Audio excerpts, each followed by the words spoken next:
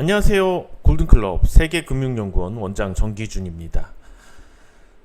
국내 주식시장이 일단 지금 코스닥 차트 보고 계시는데요. 코스닥 차트 보시는 것처럼 접점에서 V자에 가까운 반등세를 보여주었습니다. 그런데 이제 코스닥 같은 경우에는 반등이 좀 가파른데 저점 대비해서 벌써 960선에서 눈 깜짝할 사이에 이렇게 올라온 거거든요. 지난주에 그러니까는 좀 선방했다 이렇게 볼 수 있을 것 같고, 반면에 이제 코스피 같은 경우에는 V자까지 반등은 못하고 있어요. 물론 이제 저점인 3050에서는 거의 100포인트 가깝게 올라는 왔지만 그동안 이번에 있었던 낙폭에 비해서는 그닥 많이 못 올라오고 있습니다. 이것에 대해서는 시가총액 좀 상위 종목들을 같이 볼 필요가 있을 것 같아요.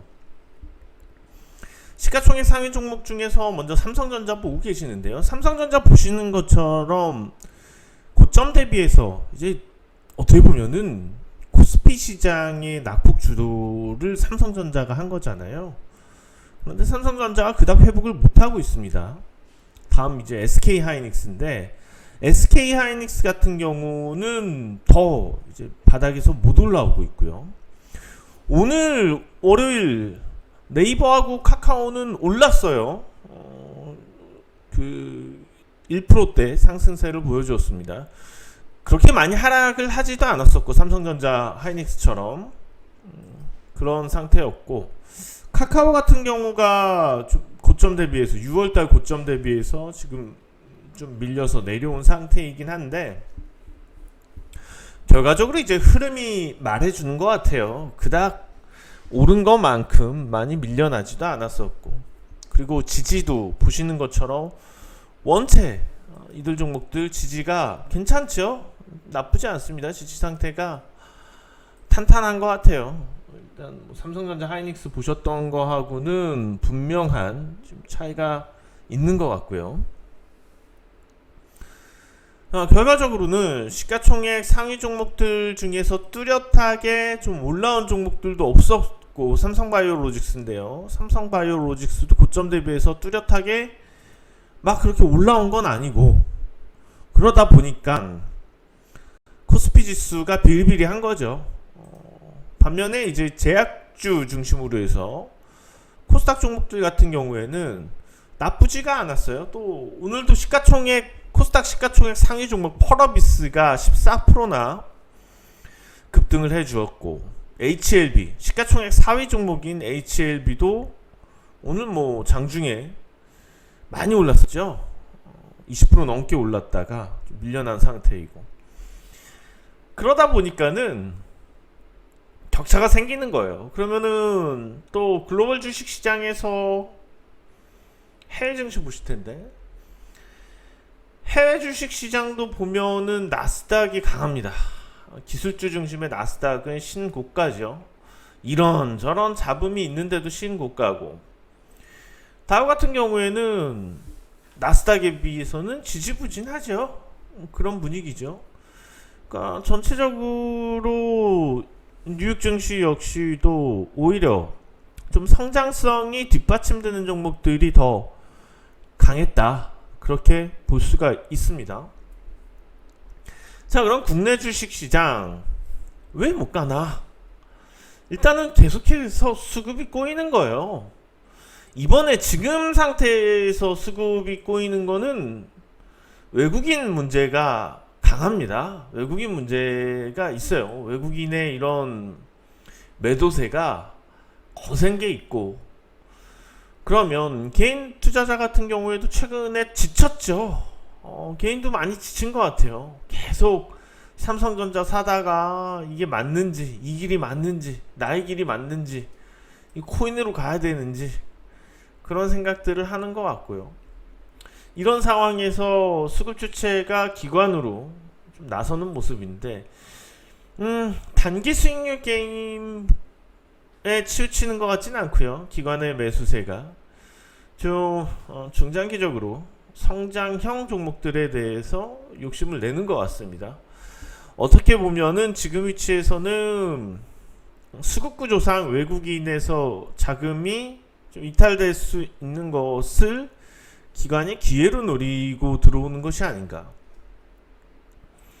자, 그러면 수급에서 왜 이런 측면 분위기가 연출이 되는지, 이거는 뭐 지난 시간에도 말씀드렸지만은 그것에 대한 키를 환율이 가지고 있습니다. 환율 동향인데요. 환율 동향 지금 보시는 것처럼 추세 자체가 완전히 지금 상승 추세로 보여지고 있어요. 달러화가 계속 강세라는 점 때문이고, 달러화가 강세인 와중에 최근 코스피 지수하고 동일한 흐름으로 다소 환율이 안정을 보이기는 했지만, 여기서 중요한 부분 중에 한 가지는 국내 한국은행이 금통위 금리 인상 이슈가 있었죠, 지난주에. 그러니까 금리 인상 문제가 나오면서 그것 때문에 실제로 좀 금리 인상 환율에서 원화 강세가 원화 강세로 완전히 역전이 되지 않을까, 그러한 예상의 수급이 나와야지 맞는데, 오히려 거기서의 실망되는 부분이 환율에서 나타났다는 거죠. 그러다 보니까는 그 이후에 오히려 지금 원화가 약세를 다소 보였다는 거죠. 그러니까 금리를 높인다는 거, 미국에서 금리를 안 높이는데 한국이 금리를 올렸다는 것은 사실 원화 화폐 가치가 상승할 요인이잖아요.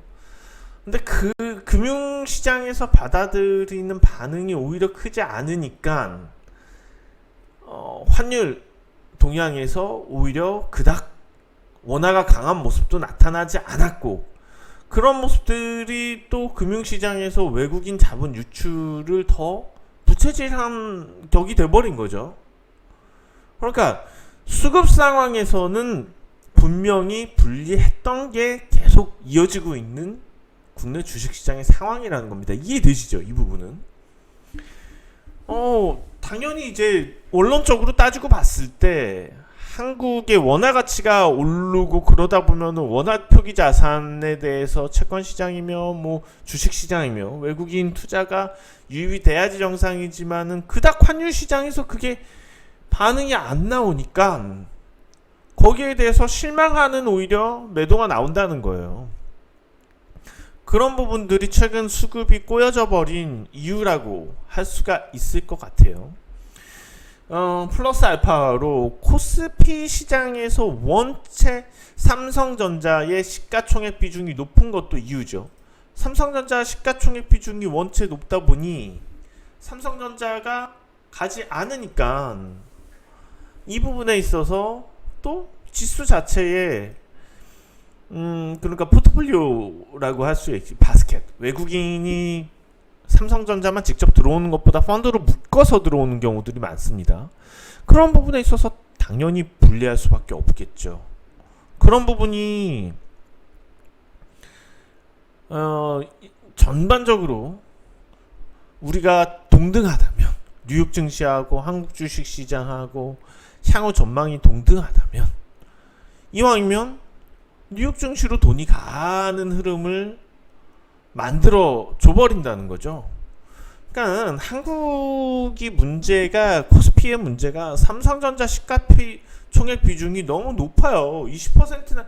좋은 종목들 많이 있거든요. 삼성바이오로직스며 뭐 카카오며 네이버, 이런 좋은 종목들이 많이 있는데 삼성전자에 대한 시가총액 비중이 너무 높다는 것 자체가 시장 리스크입니다. 시장 방해 요인이고 할인 요인이라고 할 수가 있는 거죠. 자, 그런데 지금까지 뭐 계속 방송 시작하고 안 좋은 얘기만 드려서 저도 뭐 기분이 막 썩 좋지는 않은데, 이제부터는 좀 기분 좋을 수 있는 얘기들을 해야 될 것 같아요. 자, 그럼 코스닥은 왜 올랐냐? 코스닥은 왜 탄력적으로 올랐냐 부분부터 따지고 보자고요. 코스닥이 오른 거는 삼성전자가 없기 때문이고, 그리고 시가총액 비중이 높은 종목들 중에서 글로벌 주식시장에서 요구하는 형태의 구조 종목들이 많이 존재를 하고 있기 때문인 거죠.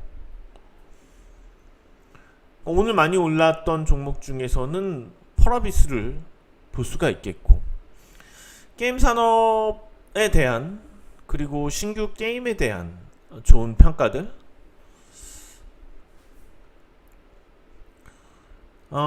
제가 볼 때는 지금 코스피도 약간의 구조적인 어떤 변화들, 특히 기관들이 생각하는, 이거 너무 PR이 높은 거 아니야? PR이 이렇게 높으면 차라리 삼성전자가 PR이 낮으니까 그걸 사야 되는 거 아니야? 이미 5년 전부터 그 트렌드는 아예 없어졌습니다.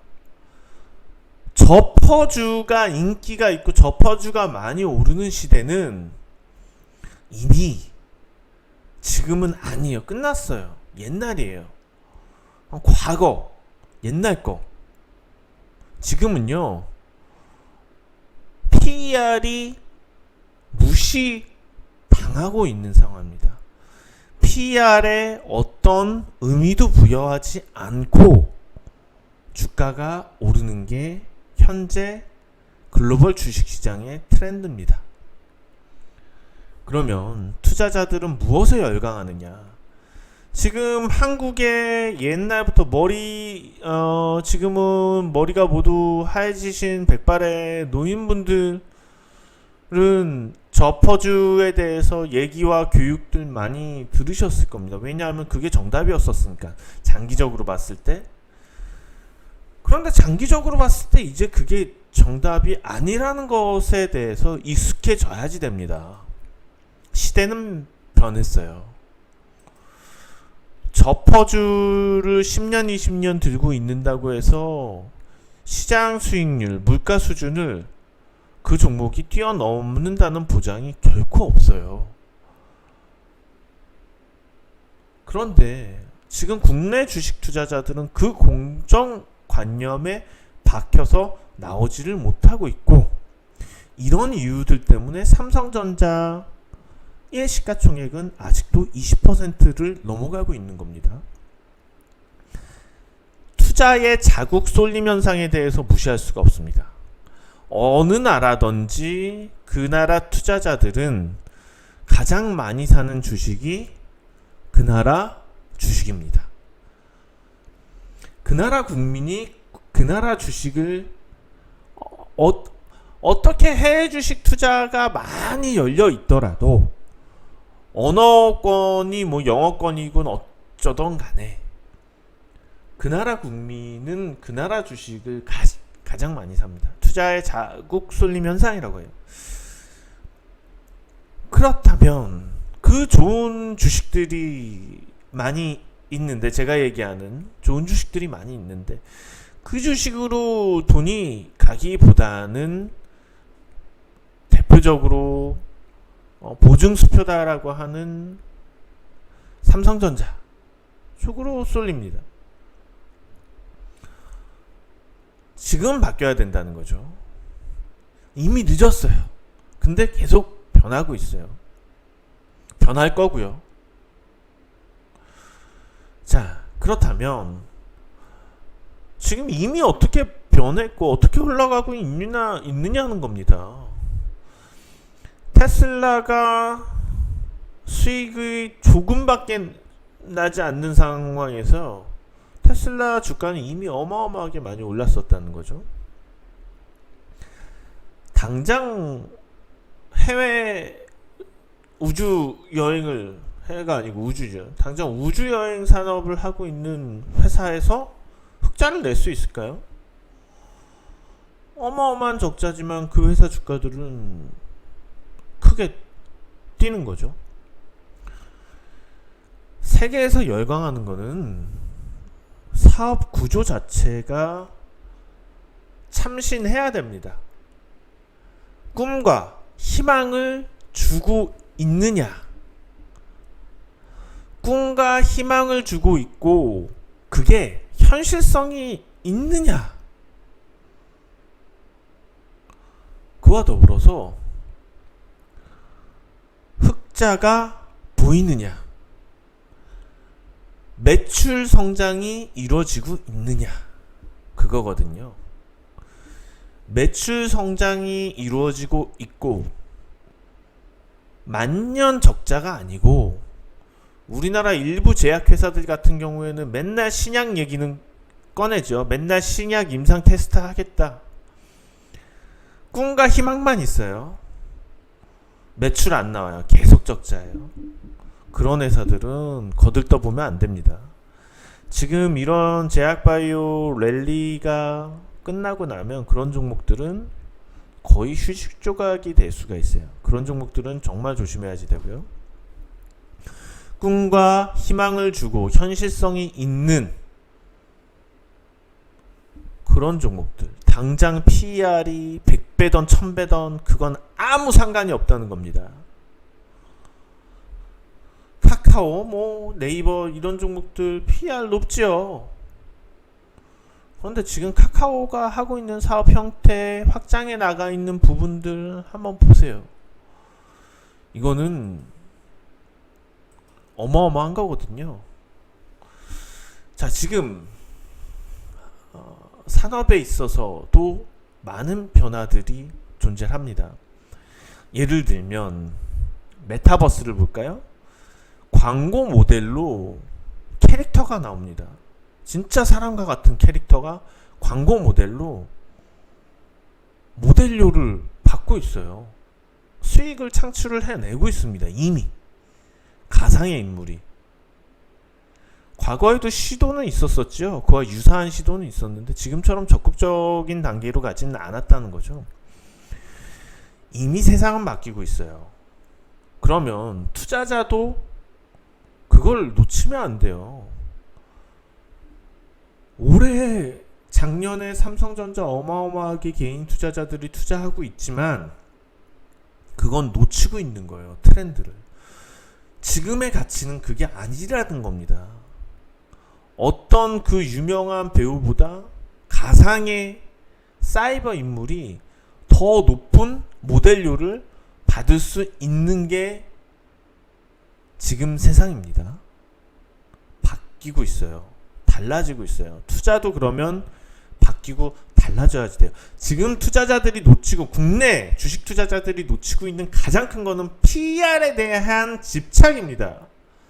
당장 그 PER에 대한 집착을 버리시고 시장을 보세요. 종목을 보세요. 그러면 달라지고 수익이 달라지고 보일 겁니다. 아셨죠? 자, 오늘 방송은 여기까지입니다. 다음 주에 다시 뵙겠습니다. 지금까지 골든클럽 세계금융연구원 원장 정기준이었습니다.